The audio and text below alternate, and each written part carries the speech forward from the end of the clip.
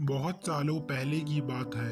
मनीराम अपनी माँ के साथ एक छोटे से गांव में रहा करता था। मनीराम बहुत ज़्यादा ईमानदार व्यक्ति था। मनीराम की माँ कम अस्पताल में नौकरी किया करती थी। जो पैसे मिलते थे घर का गुजारा होता था। मनीराम अपने खेतों में फसल उगाता और बाजार में बेच दिया करता था।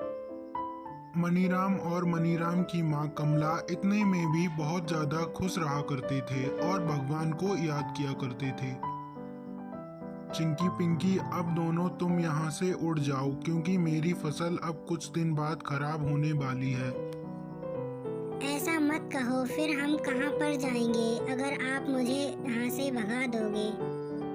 मनीराम जब घर वापस लौट रहा था तो रास्ते में अचानक से जोरदार बारिश होने लगती है। माँ देखो, बाहर इतनी जोरों की बारिश हो रही है। मुझे तो ऐसा लग रहा है मुझे खेतों पर जाना चाहिए। बेटा तू बिल्कुल भी चिंता मत कर, हमारी फसल बर्बाद नहीं होगी। जैसे ही बारिश रुक जाती है मनीराम भागकर अपने खेतों की ओर चला जाता है। मनीराम अपने खेतों पर जाकर देखता है कि ओलों ने उसकी सारी फसल बर्बाद कर दी थी।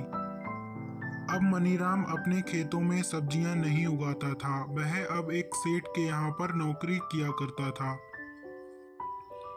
बताओ बहन जी, आपको क्या चाहिए? हमारी दुकान में सब तरह की चीजें मिल जाती हैं। भैया मेरे लिए सारा रसोई घर का सामान निकाल दो और इस बैग में मुझे पैक करके दे दो। लो बहन जी, हमने आपका सामान आपके बैग में पैक कर दिया है। अब आप अपना सामान ले जा सकते हो। मनीराम से सामान लेकर वह औरत वहां से चली जाती है। मनीराम ऐसे दिन भर में बहुत ज्यादा ग्राहक चलाता था।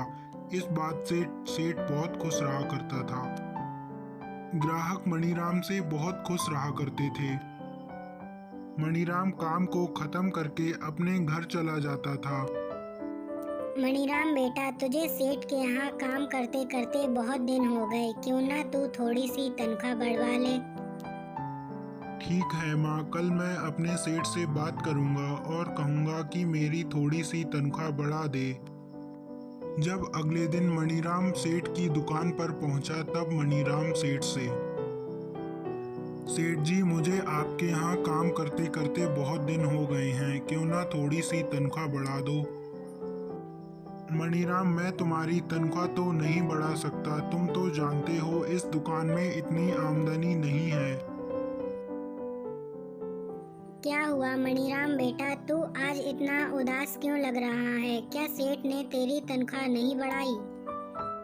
हाँ माँ, मैंने आज सेठ से कहा था कि मेरी थोड़ी तनख्वाह बढ़ा दो, लेकिन उसने दुकान पर जाने से भी मना कर दिया है।